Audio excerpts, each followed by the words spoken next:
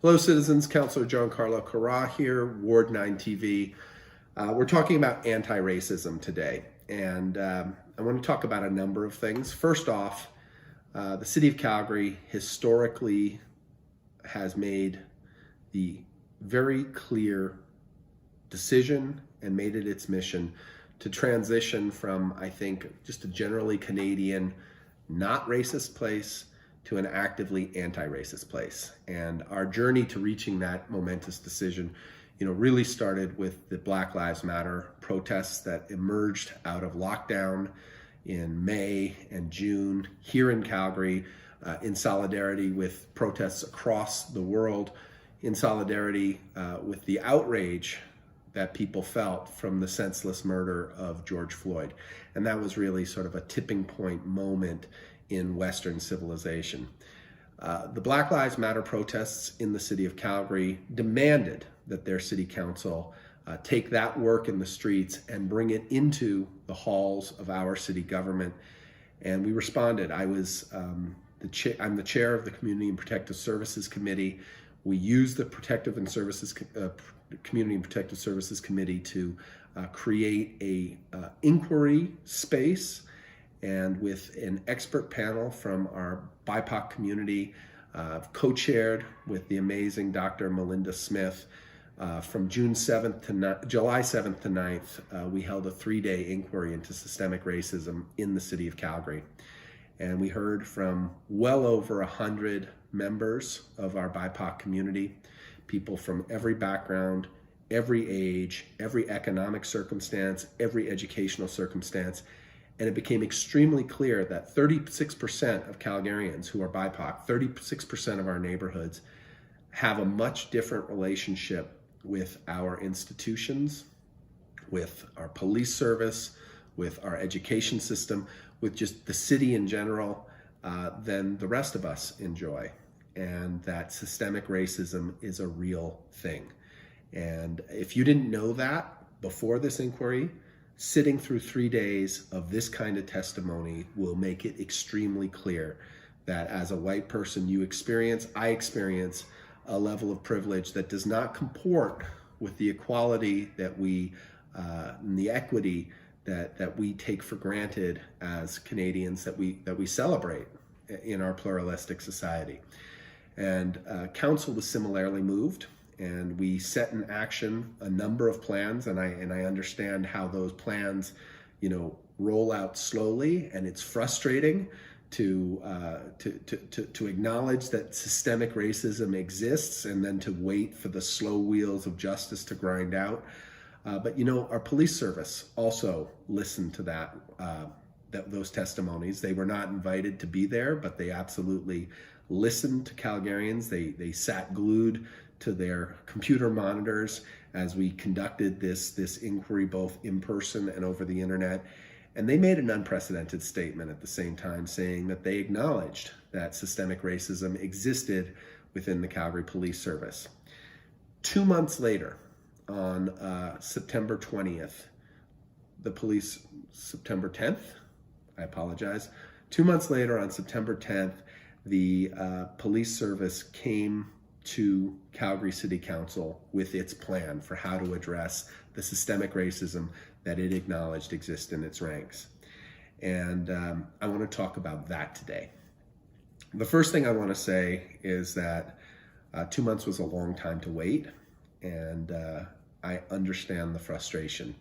The police wanted to put together a plan, and their opening remarks by Chief Neufeld, I believe, were really, really meaningful. Chief Neufeld, I believe, set the bar for law enforcement in North America with regard to acknowledging and understanding the role that law enforcement plays in maintaining systems of systemic racism, of oppression of our BIPOC neighbors. And I was very proud of the chief's words. That's the good news. The medium news is that the plan that the police service had put forward had a lot of to be determines, had a lot of vagaries, But to be fair, that's what we assembled on September 20th to listen to and to ask about and to sort of get some solidity surrounding.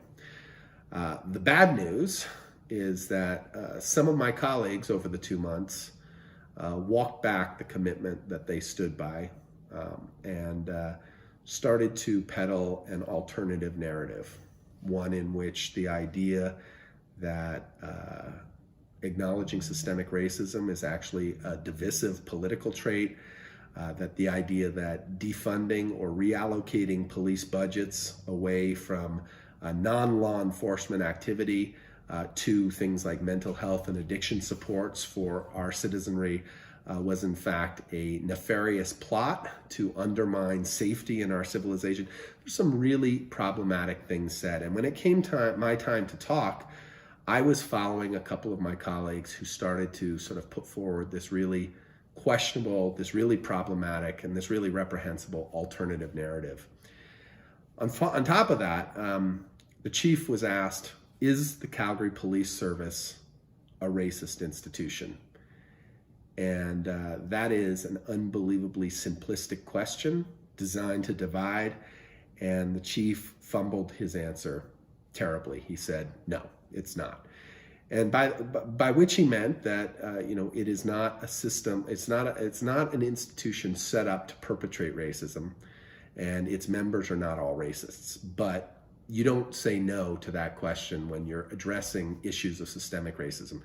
The right response is that it's complicated, and that we are not a we're not a systematically racist institution, but we are a systemically racist institution, and we need to solve that, and we need to solve that together. Instead, we took some bad steps towards division. When it came to my time to talk, I was reeling. I was horrified. I was disheartened. And a lot of the questions about the nuts and bolts about what we wanted to sort of get into, which was their plan, went by the wayside because I felt like I had to sort of reestablish the narrative. I also want to freely admit that I did a terrible job of trying to reestablish that narrative. I was reeling from some of the things that my colleagues had said, and I also, I think, was trying to frame my remarks as questions to the chief, and I should have just made statements, and I was unclear. And so I'm going to make those statements right now. The first one is that when you acknowledge that you are a systemically racist institution, and the police service did that, and you acknowledge the work of Black Lives Matter in bringing us to a point of clarity where we can acknowledge those truths, you cannot skirt around the integral project of defunding the police. In fact, the police's plan was very clearly about the defund the police mission. And I want to get into that in a minute. But what I should have told the chief is, number one, you have to address straight up defund the police. Because when you talk about reallocating police budgets, which the police service is talking about, that's about defunding the police. And if you're going to own systemic racism, own that as well.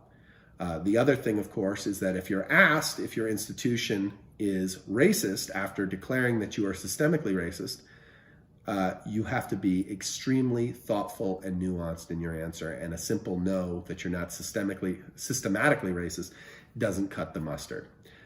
With regard to defunding the police, the chief, the plan, talks about three possibilities. Number one is, do we have enough resources in Calgary society dedicated to mental health and addictions, dedicated to all sorts of things, plus the police, that we don't have to defund anyone so much as we have to better organize our resources? You know, the police are a 24/7 service. Our social workers are not, and so the police often end up going to things that are more in the wheelhouse of a social worker, an addictions crisis worker, things like that. And so that's part of the conversation. The other conversation is really about reallocation of funding and defunding. And the conversation is, do you take money from the police budget and put it into other things like social workers and housing, Or do you take money within the police budget and you reallocate it within the police budget? The police's plan is to have a conversation with Calgarians about, those three things. And I believe that the answer is yes to all three of those things. We need to basically take the resources that we have and better coordinate them. We need to take money from the police and put them into other things, and we need to reallocate things within the police budget. All three of those things are on the table. I believe all three of those things will happen, but they have to be discussed, and they have to be discussed within the context of respect for defund the police movement, because that's exactly what Black Lives Matter stepped up to the plate internationally and here in Calgary to address. And so, now we're hearing, don't defund the police, defend the police. They're trying to make our society not safe. None of that is true. That's nobody's mission. Let's work together and let's not allow ourselves to be divided. And it behooves the police department to own that word, defund the police, as it does this critical work. The second thing that I talked about that I was not clear about, because I was framing it as a question, is that the police chief was very clear that the police are committed to a community policing model. Community policing is about the police not perpetrating policing on the community, but policing with the community. And it is right now the international best standard. I suggest to the police service that it might be the gold standard, it might be the best thing going, it might be the only thing going, but don't commit to something at the same time that you're committing to going into the community and having an open conversation. And so I really think that there's three things that could happen. Number one, everyone agrees that community policing is the gold standard, and you go in that direction. Number two, you agree that community policing is generally the right answer, but that term and that practice is so tarnished by business as usual that you have to develop a new term and a new sort of almost branding for it. And I'm not talking about a superficial branding, I'm talking about a commitment to working with community that has no longer resonates with that term. Or you evolve into a yet to be developed framework. All three of those things have to be decided through engagement with the community, especially the BIPOC community, and committing to it up front is problematic. I didn't say that because I was trying to tease that response out of the police. I apologize for that. The final thing that I didn't clarify as well as I wanted to, but I think we're on track to do, is that we need to really discuss a different relationship about the police with the structures of power that exist. A lot of the defund the police and the Black Lives Matter protests against the police in the United States are against police services that don't have a community policing model and that don't have citizen oversight through a commission like we do here. These are best practices, but now is the time to ask, is the police commission the right model? Is it doing the right work? Does it have the right relationship with city council? Does it have the right relationship with city administration? Does the Police Act and our police service have the right relationship with the province? All of these things have to be on the table. They are, but we have to be very clear about that, and we have to have honest conversations going forward. So I feel good about where we are. I understand that my ability to feel good about that is a reflection of the privilege I enjoy, and that this is a life or death matter for some members of our community. And we have to be very respectful and understanding of that as well. So I am committed in my position as Ward 9 Councillor, as Chair of Community and Protective Services, to see this to its end. And I hope you are as citizens as well. Our journey is towards an anti-racist society and a realization of the ideals that we hold as Canadians and Calgarians together. This is Gian-Carlo Carra, signing off.